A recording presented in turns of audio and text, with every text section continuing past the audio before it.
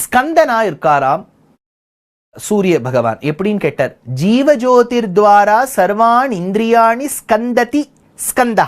பகவான் மயூரவாகனஸ்ச, மயூரவாகனன், அந்த மயில் மீது வாகனம் பவனி வரக்கூடிய அந்த முருகப்பெருமானே சர்வான் இந்திரியாணி ஸ்கந்ததி இதி ஸ்கந்தா. சர்வான் இந்திரியாணி ஸ்கந்ததி.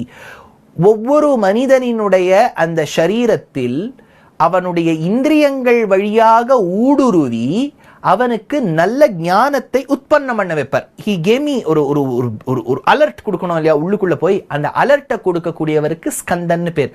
அந்த ஸ்கந்தனாகவும் இருக்கக்கூடிய சூரியனே ஸ்கந்தாய நமஹ, ஸ்கந்தாய நமஹ.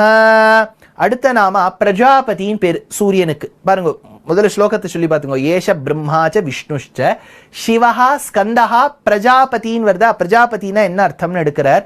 ஸ்வசக்தி துவாரா சர்வோபதானத்வாத் தசயஜ்ஞாயுத சின்னோ பகவான் யக்ஞேஸ்வரஸ்ச.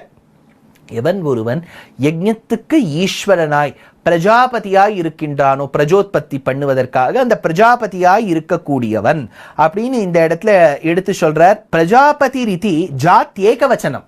அதாவது தனித்தனி பிரஜாபதியை சொல்லல. இப்போ தக்ஷ பிரஜாபதி, கர்தம பிரஜாபதி, ஜாத் ஏகவச்சனம்னு விட்டார். பொதுவா பிரஜாபதினு அர்த்தம்னு சொல்லிட்டார் கோவிந்தராஜர்.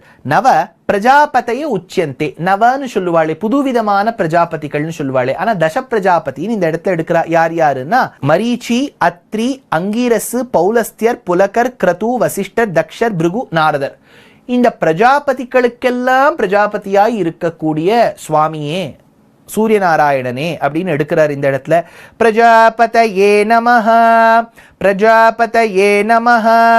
அடுத்தது மகேந்திரன் பேரா. மகேந்திரனாகவும் இருக்கக்கூடியவன் இவன். எப்படி இதி பரமைஸ்வரியே திருஷ்டன் சர்வதாத்துப்யா பரமைஸ்வரிய காஷ்டாம் பிராப்தः வஜ்ரஹஸ்திரத்வாதி சின்னோ தேவராஜஸ்ச.